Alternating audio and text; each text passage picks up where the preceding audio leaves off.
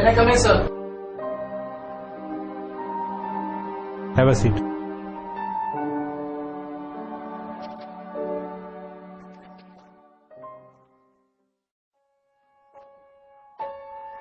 Science. Science, science, science. Science requires proof. As this is my first class with you, I will explain it my way. You are a Muslim, right? Yes, sir. So you believe in God? Absolutely, sir. Is God good? Of course, sir. Is God all-powerful? Yes. My brother died of cancer, although he prayed to God to heal him. Most of us would attempt to help others who are ill, but God didn't. How is this God good then? You can't answer, can you? Let's start again, young fella. Is God good? Yes, sir. Is Satan good? No. Who created Satan? That's right. Tell me, son, is there evil in this world? Yes, Professor. Evil is everywhere, isn't it? Yes, sir. And God did make everything, correct? Is there sickness, immorality, hatred, ugliness? All these terrible things exist in this world, don't they? Yes, Professor. So who created them? Science says you have 5 senses you use to identify and observe the world around you. Tell me, son, have you ever seen God? No, Professor. Tell us if you have ever heard your God. No, Professor. Have you ever felt your God, tasted your God, smelt your God? Have you ever had any sensory perception of God for that matter? No, I'm afraid I haven't. Yet you still believe in Him. Yes, Professor. According to empirical, stable, demonstrable protocol, science says your God doesn't exist. What do you say to that, my son? Nothing. I only have my faith. Yes, faith. And that is the problem which science has. Professor, is there such a thing as heat? Yes. And is there such a thing as cold? What kind of question is this? We all know there is cold. No, sir, there isn't. You can have lots of heat, superheat, mega heat, white heat, little heat or no heat, but we don't have anything as cold.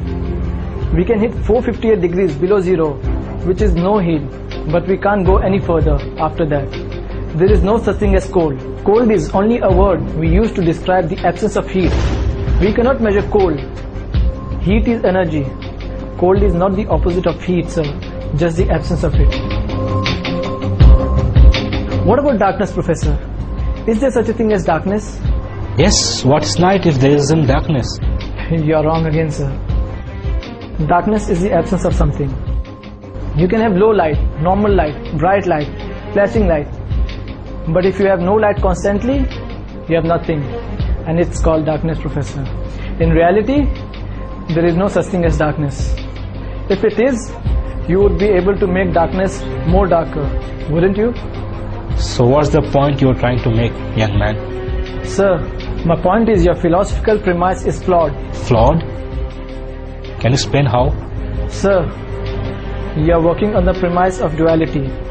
You argue that there is life and then there is death.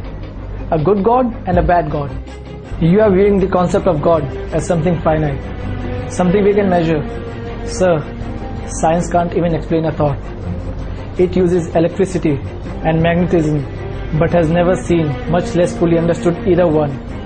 You view death as the opposite of life, is to be ignorant of the fact that death cannot exist as a substantive thing. Death is not the opposite of life, just the absence of it. Now tell me, Professor, do you teach your students that they evolved from apes? If you are referring to the natural evolutionary process, yes, of course I do. Have you ever observed evolution with your own eyes, Professor? Since no one has ever observed the process of evolution at work and cannot even prove that this process is an ongoing endeavor, are you not teaching your opinion, sir? Are you not a scientist but a preacher, Professor?